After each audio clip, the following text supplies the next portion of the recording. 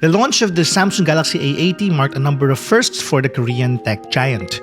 It was the brand's very first device to have a camera that pops up and rotates.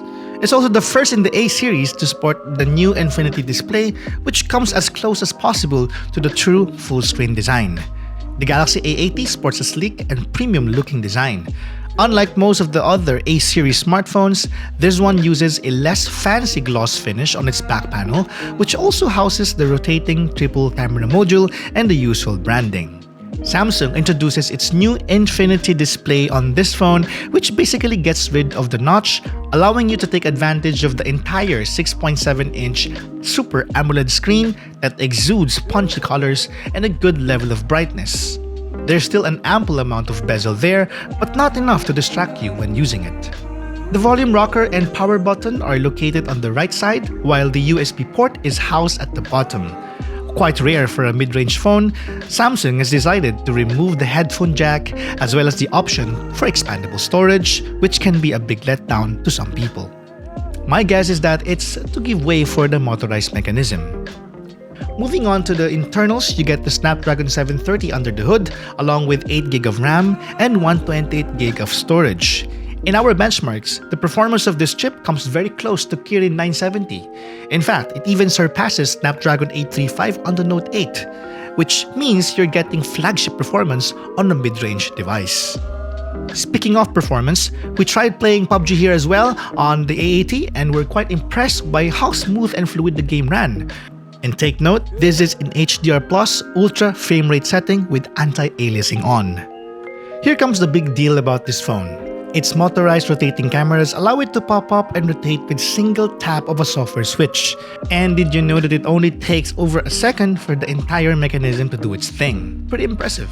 The main idea is that using the same camera set of cameras for the rear and front, you'll get the same quality of both your usual stills as well as your selfies. And while I find the idea clever, there's always a concern on the number of moving parts involved. The mechanism itself does seem sturdy, but Samsung couldn't give us any numbers on how many times it was tested.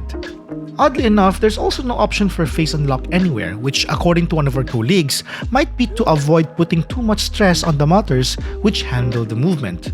Not exactly a bad theory, I must say. Anyway, the Galaxy A80 is equipped with 48MP main sensor along with an 8MP ultra-wide camera and a 3D depth sensor.